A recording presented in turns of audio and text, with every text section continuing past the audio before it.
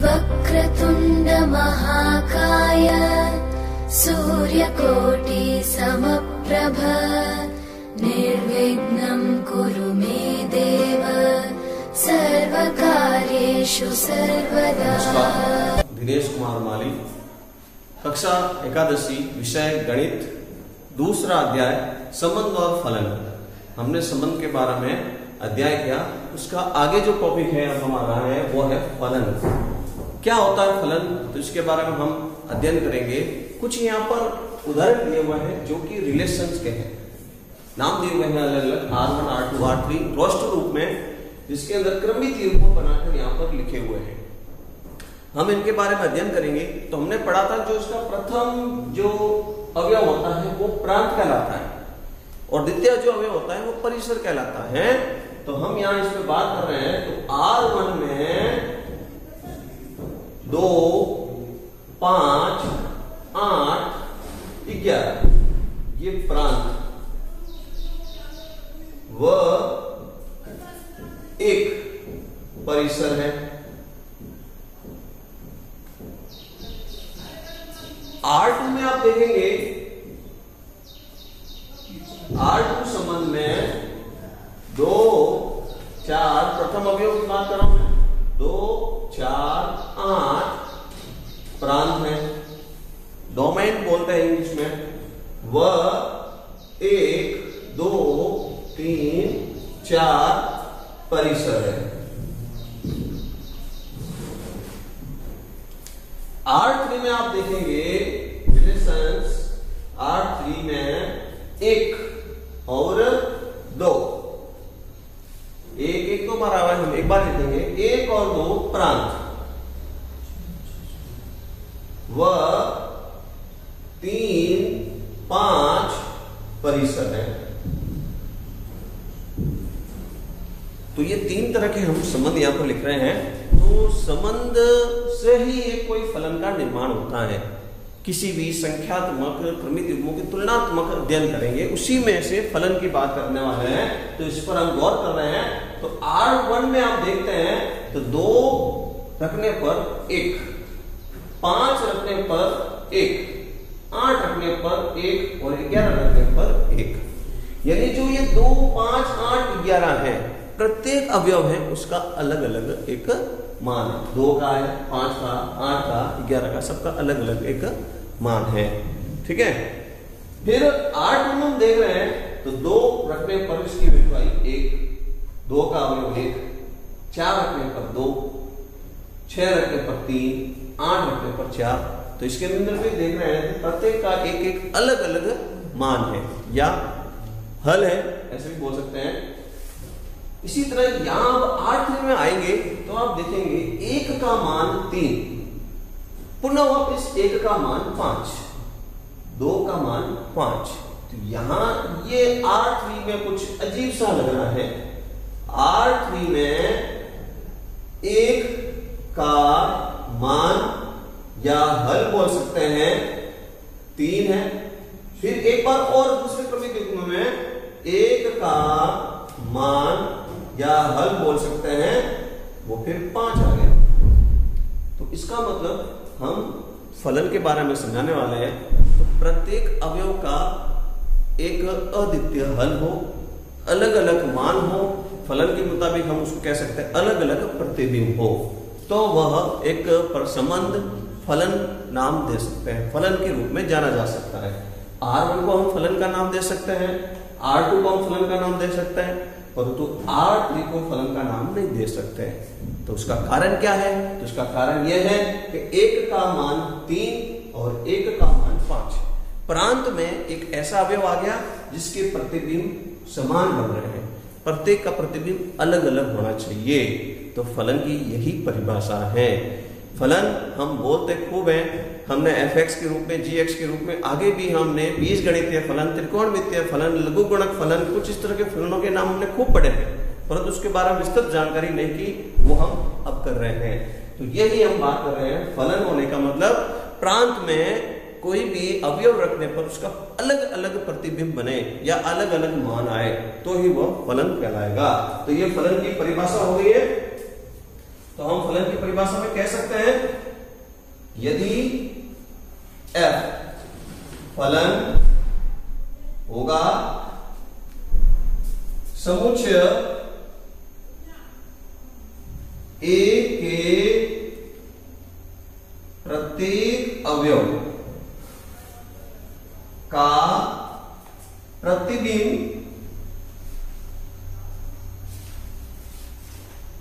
B में अलग अलग बने, तो F फलन होगा समुच्चय A के प्रत्येक अवयव का प्रतिबिंब B में अलग अलग बने। ये जो A समुच्चय और ये जो B समुच्चय वह अरिक्त समुच्चय होना चाहिए, कोई न कोई उसमें अवयव होना चाहिए। तो हम ये जो बात कर रहे हैं, यदि अब यहां पर लिखते हैं F, लिखने का तरीका क्या है, इसको संकेत में इस तरह से लिखते हैं, F दो बिंदु बनाएंगे अनुपात के संकेत A से B में फलन है। F A से B में फलन है या A से B पर फलन है, तो F में इस तरह से क्रमिक युग्म A और B बनेगा। x के रूप में मानते हैं तो अभी fx बराबर a b के रूप में।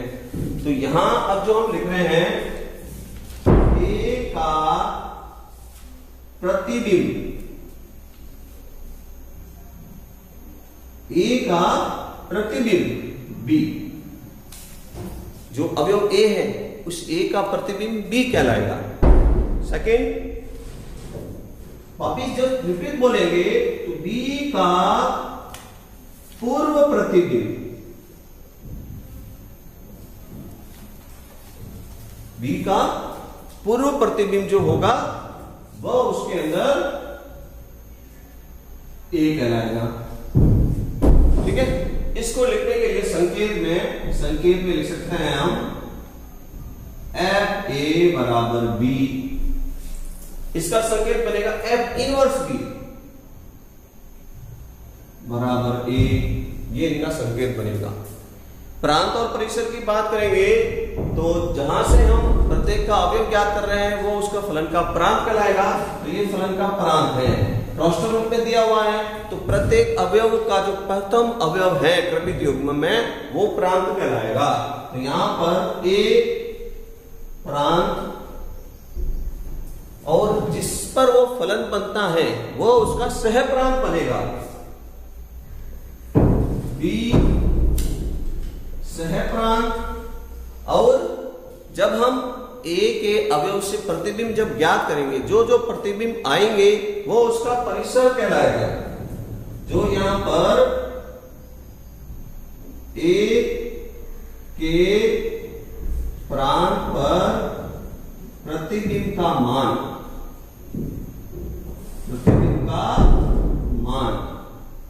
परिसर, प्रतिबिंब का जो मान होगा वह परिसर होगा। A के प्रांत पर प्रतिबिंब का जो मान है वह परिसर कहलाएगा। समझते हुए लिखिए और हम समझते हैं इसको।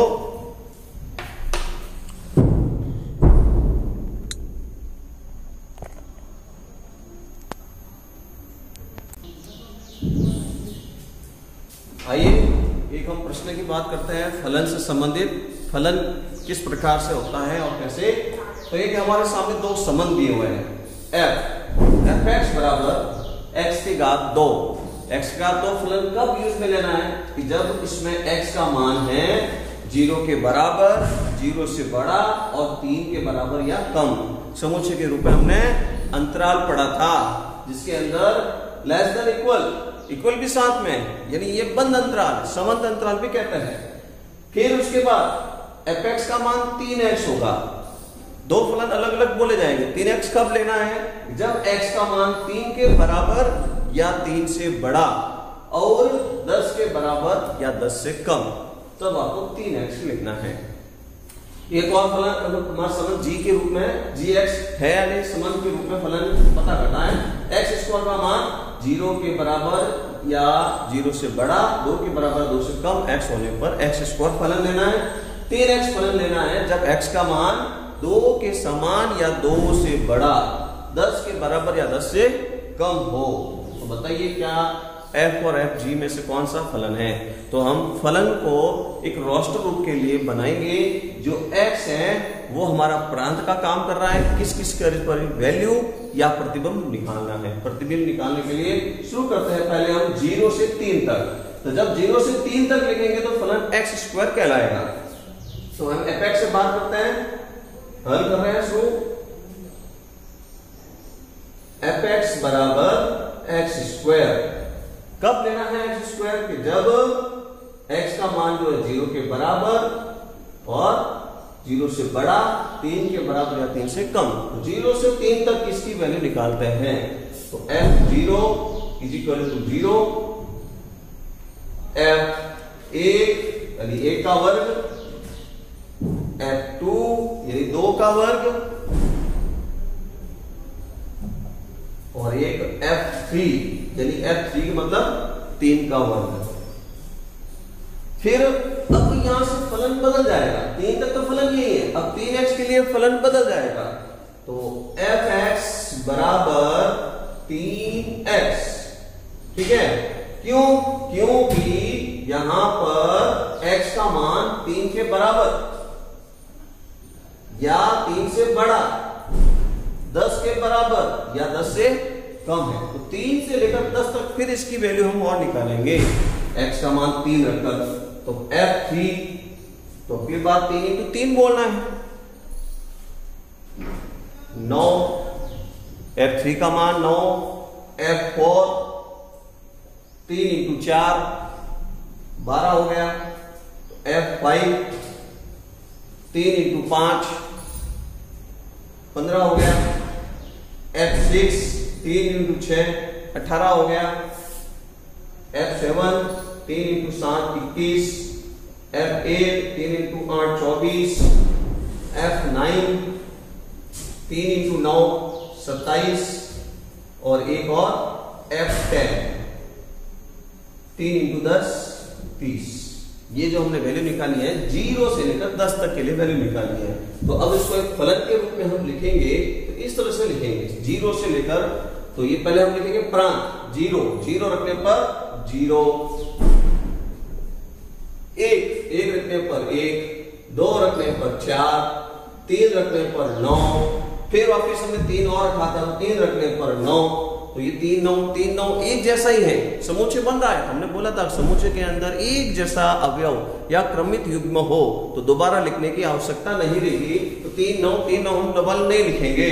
अगला लिखेंगे हम 4 रखने पर 12, 5 रखने पर 15, 6 रखने पर 18, 7 रखने पर 21, 9 रखने पर 27, 8 रखने पर 24 और 10 रखने पर 30। इस तरह से हमने 0 से लेकर 10 तक प्रांत के लिए हमने सबकी जो वैल्यू निकाली है। तो x का जो यहाँ पर मान था 0 से लेकर 10 तक प्रत्येक अवयव के लिए अलग अलग प्रतिबिंब है। देख लो आप, 0 1 पर 1, 2 पर 4, 3 9 4 12 5 15 6 18 7 21। यही फलन की परिभाषा है। फलन के मुताबिक किसी फलन के प्रांत के लिए प्रत्येक अवयव का प्रतिबिंब अलग अलग बने, एक जैसा नहीं बने। तो हम यहां इसको f को फलन नाम दे सकते हैं, क्योंकि f x के प्रांत में प्रत्येक अवयव का प्रतिबिंब अलग अलग है,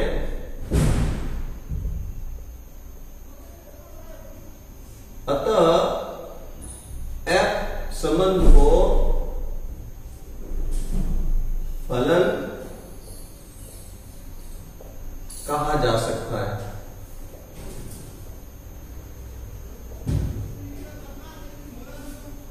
अब हम बात करेंगे g के लिए।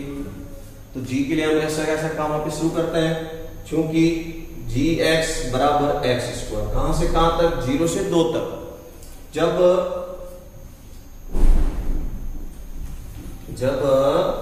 x का मान 0 के बराबर या छोटा, 0 से बड़ा और बराबर, 2 से कम या बराबर, तो 0 से 2 के बीच में इसकी वैल्यू निकालते हैं। g0 का मान 0, g1 का मान 1 और g2 का मान 4। ये हमने 3 मान इसमें निकाले। अब वापस 2 से 10 तक की वैल्यू वापस निकालेंगे हम, तो gx is equal to 3x, फलन बदलना है, 3x लिखना है, ठीक है ना। तो कब लिखना है ये 3x के जब x का जो मान है 2 के बराबर या बड़ा और 10 से कम या छोटा, तो gx की वैल्यू हम लिखने वाले हैं। तो 3x, x की जगह क्या रखने वाले हैं हम, जो 2 से लेकर 10 तक। तो g2 बराबर 3 इंटू 2 बराबर 6, g3 बराबर 3 इंटू 2 6, g3 बराबर 3 इंटू 3 9, g4 बराबर 4 इंटू 3 12, g5 बराबर 5 इंटू 3 15, g6 बराबर 18, g7 बराबर 21, 3 से गुणा करते जाए, g8 बराबर 8 3 24, g9 बराबर 3 इंटू 9 27 और g10 बराबर 30। ये हमने जो मान निकाले हैं, जैसे हमने इसको एक रोस्टर रूप के अंदर संबंध बनाया क्रमित युग्म में, इसी तरह इसका भी क्रमित युग्म बनाएंगे हम। तो g का क्रमित युग्म इस तरह से देखिए, सबसे पहले 0 रखने पर आया था 0, 1 रखने पर आया था 1, 2 रखने पर 4, 3 रखने पर 2 रखने पर 4 और 3 रखने पर 6। इसमें भी वापस एक बार और 2 था, तो अगली बार यहां पर इस दोनों को लिखना है। आमतौर पर क्रमिक युग्म 3 9 3 9 दोनों समान अवयव थे, समुच्चय में 2 बार समान एक जैसा लिखेंगे नहीं। यहां पर 2 रखने पर एक बार आया हुआ है 4 और 2 रखने पर एक बार आया हुआ है 6, अलग अलग इसलिए लिखना है। 3 रखने पर 9, 4 पर इसकी वैल्यू 12 है, 5 पर 15, 6 पर 18, 7 पर 21, 8 पर 24, 9 पर 27 और 10 रखने पर 30। प्रत्येक प्रांत 0 से लेकर 10 तक की इसकी वैल्यू निकाली हुई है। तो हम इसमें देख रहे हैं कि एक यहां पर एक ऐसा प्रतिबिंब 2 और 2 का प्रतिबिंब 2 बन रहा है, 2 का प्रतिबिंब 4, 2 का प्रतिबिंब 6, जो कि ये फलन के मुताबिक संभव नहीं है। प्रत्येक प्रांत का प्रतिबिंब अलग अलग बनना चाहिए। तो यहां पर प्रांत 2 का प्रतिबिंब 4 भी है, 2 का प्रतिबिंब 6 है, तो ऐसा फलन के परिभाषा के मुताबिक सही नहीं है। तो यहां पर लिखेंगे G के प्रांत 2 का प्रतिबिंब 4 व 6 है, जो कि फलन में नहीं होना चाहिए। जैसे ये 2 4 का प्रतिबिंब है, तो 6 किसी और का प्रतिबिंब बन जाता तो हम बोल देते, परंतु 2 का प्रतिबिंब 4 है, 2 का प्रतिबिंब 6 है, तो ये संभव नहीं। प्रत्येक का प्रतिबिंब अलग अलग होना चाहिए। तो हम कह सकते हैं अतः G फलन नहीं है। तो F जो संबंध था वो फलन हो सकता है, G जो संबंध है उसमें फलन नहीं है। समझते हुए इसको लिखिए।